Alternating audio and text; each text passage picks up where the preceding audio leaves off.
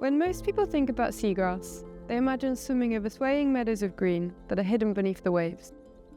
But here, on the muddy edge of our coastline, another species of seagrass grows.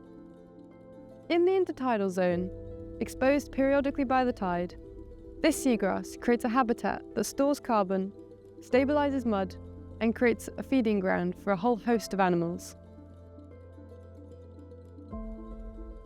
It supports life both above and below the waterline, linking land and sea in a way that very few other habitats can. So through Seeding Change Together, Cornwall Wildlife Trust and Sea Salt are working to restore this amazing habitat. The first steps towards doing so involve collecting seeds with our amazing team of volunteers.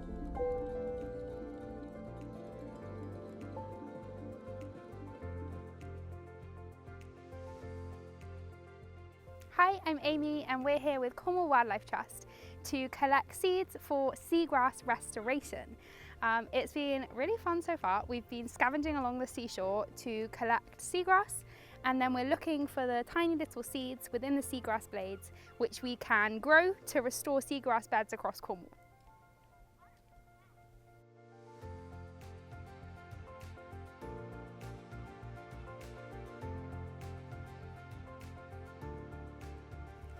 We're just back from going out on the mud to collect more seagrass seeds, and it was loads of fun. We got very muddy and it was quite hard work, but there's a great process for making sure that we don't disturb the mud, as the seagrass has stored loads of lovely carbon from the atmosphere down into the mud, and if you put big footprints in it, then it can release that back in the atmosphere as well as break the seagrass itself.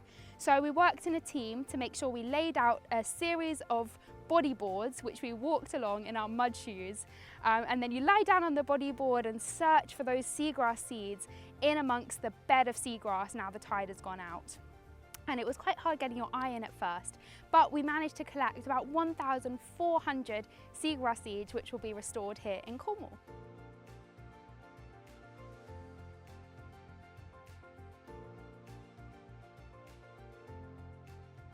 The seeds that we have collected today will be involved in vitally important restoration projects around Cornwall.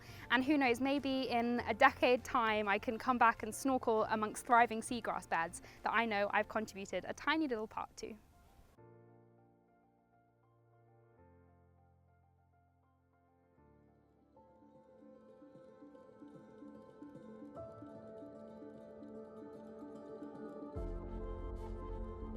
Hi, my name's Grace and I've been volunteering on the Seagrass project. After picking, the seeds were stored in mesh bags under a pontoon in Falmouth. This was to allow the seed pods to naturally rot away and release the seeds.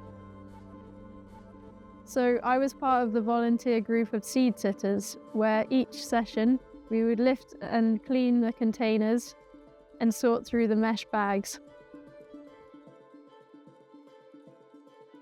We then emptied the bags into containers, sorted through and counted the seeds ready for planting.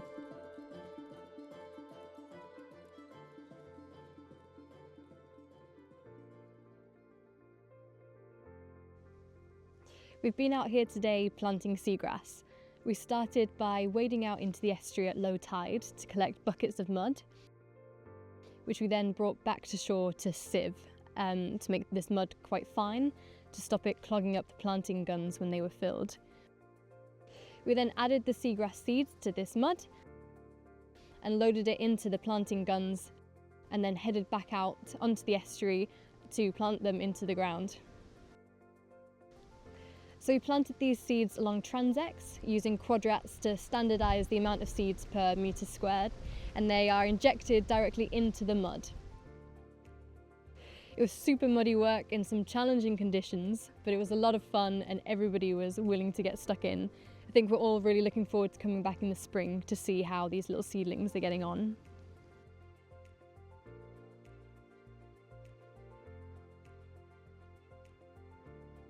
We've just come to the end of season 2025 and finished our final planting day today, and it has been incredible. We've had 450 volunteer hours in less than 4 months, And we are just scratching the surface of the amount of volunteers that we can get involved, but it has been overwhelming with the passion and motivation we've had from each individual from all backgrounds.